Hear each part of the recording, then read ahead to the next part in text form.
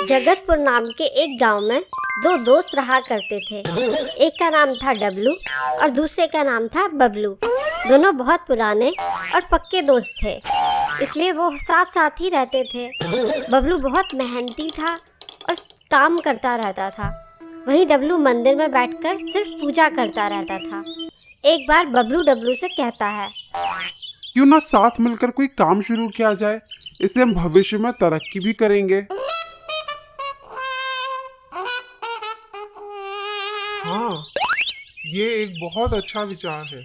क्या लगता है तुम्हें कि हमें क्या काम करना चाहिए? क्यों ना हम जमीन खरीदकर उसमें खेती करें। ये तो एक बहुत अच्छा आइडिया है। चलो कहीं अच्छी सी जमीन देखकर आते हैं, लेकिन हमारे पास पैसे तो हैं ही नहीं। हम लोन लेकर जमीन खरीद सकते हैं और दोनों मिलकर बहुत मेहनत करेंगे और पैसे कमाकर लोन चुका देंगे। दोनों बैंक जाकर लोन ले लेते हैं और अपने गांव में जमीन ले लेते हैं। बबलू अपने खेतों में बहुत मेहनत करता था, दिन रात काम करता था। वहीं डब्लू मंदिर में बैठकर अपनी अच्छी फसल की प्रार्थना करता रहता था। तुम खेतों में क्यों नहीं आते हो? इतना सारा काम होता है। भाई, भगवान से अच्छी फसल की प्रार्थना करता हूँ, क्या वो काम नहीं है? तुमने पहले क्यों नहीं बताया कि तुम खेतों में मिलकर काम नहीं करवाओगे?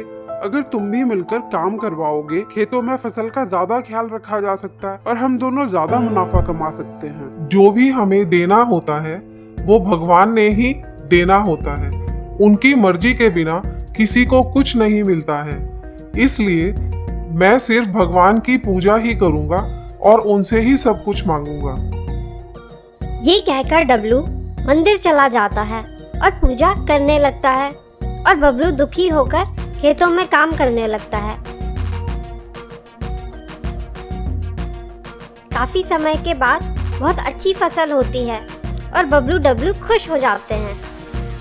देखा, भगवान ने हमें कितनी अच्छी फसल दी है। अगर मैं उनसे प्रार्थना नहीं करता तो फसल इतनी अच्छी नहीं होती और दोनों यहाँ बैठकर रो रहे होते। तुम्हें तो मुझे धन्यवाद कहना चाहिए। दोनों शहर चले जाते हैं फसल को बेचने के लिए और उन्हें काफी मुनाफा भी होता है।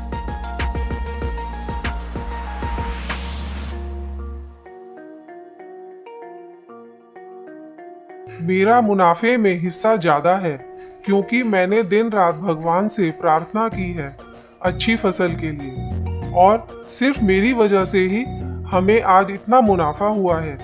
इसलिए मुझे मुनाफे का 60% हिस्सा चाहिए और तुमने तो एक दिन भी प्रार्थना नहीं की, इसलिए तुम्हें सिर्फ 40% मुनाफा मिलेगा।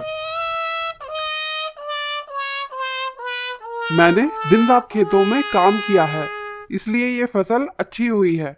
तुमने एक भी दिन कोई काम नहीं किया अच्छी फसल के लिए, इसलिए मेरा हिस्सा मुनाफे में अधिक होना चाहिए। इस तरह दोनों में लड़ाई होने लगती है और काफी देर ये लड़ाई चलती है।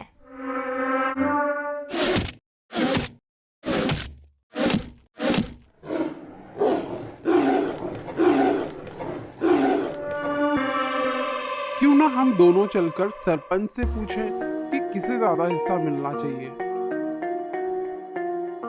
ठीक है, हम सरपंच के पास चलते हैं, वही निर्णय करेंगे कि किसे कितना हिस्सा मिलना चाहिए। दोनों सरपंच के पास चले जाते हैं।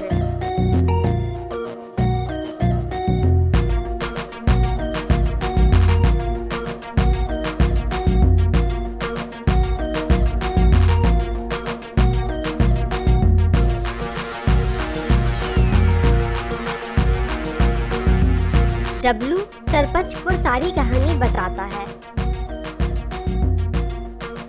सरपंच सोच में पड़ जाते हैं और कहते हैं, इस समस्या का समाधान मैं कल करूंगा।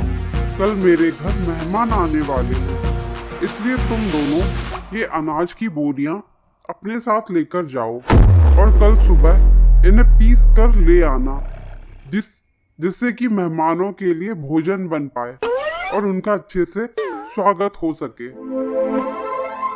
बबलू और डब्लू दोनों अनाज की बोरियां लेकर निकल जाते हैं।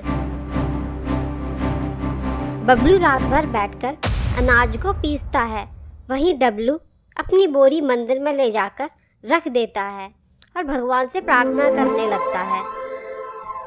हे भगवान, कल फैसला होने वाला है कि किसे मुनाफे का ज्यादा हिस्सा मिलेगा, इसलिए आप मेरे अनाज की बोरी का सारा अनाज एकदम महीन पीस देना, जिससे कि सरपंच जी खुश हो जाएं और मुझे ही ज्यादा मुनाफे वाला हिस्सा दें।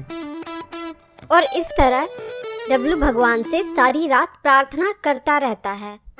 अगले दिन सुबह दोनों अपनी अपनी बोरियां लेकर सरपंच के घर जाते हैं। आ गए तुम दोनों, चलो जल्दी से दिखाओ किसने कैसा अनाज पीसा है, मेहमान आने ही वाले हैं। सरपंच जी, मैंने बहुत मेहनत से रात भर अनाज को पीसा है, आप देख लीजिए। सरपंच देखता है कि अनाज बहुत अच्छा पिसा होता है। फिर वो डब्लू से कहता है कि तुम भी दिखाओ।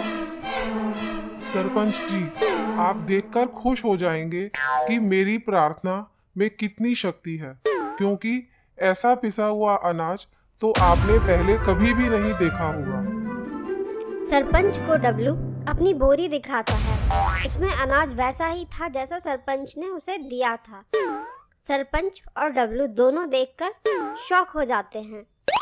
सरपंच कहता है, ये क्या, तुमने अनाज क्यों नहीं पीसा और कह रहे थे कि ऐसा पिसा हुआ अनाज मैंने कभी नहीं देखा होगा।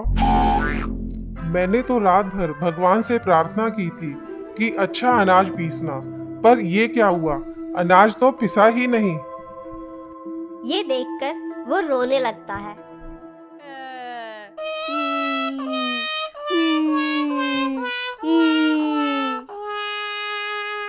और कहता है कि अब आप मेहमानों को क्या खिलाएंगे।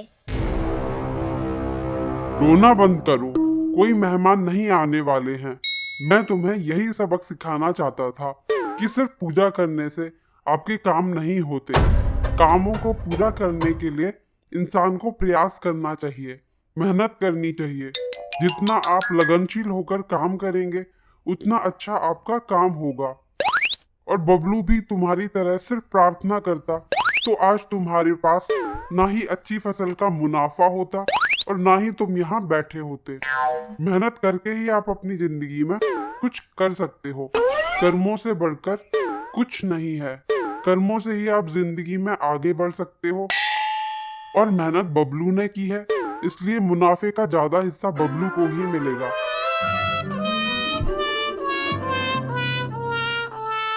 मुझे माफ कर दो दोस्त, अब से मैं भी तुम्हारे साथ खेतों में चलकर बराबर मेहनत करूंगा और दोनों मिलकर फिर से अच्छी फसल उगाएंगे।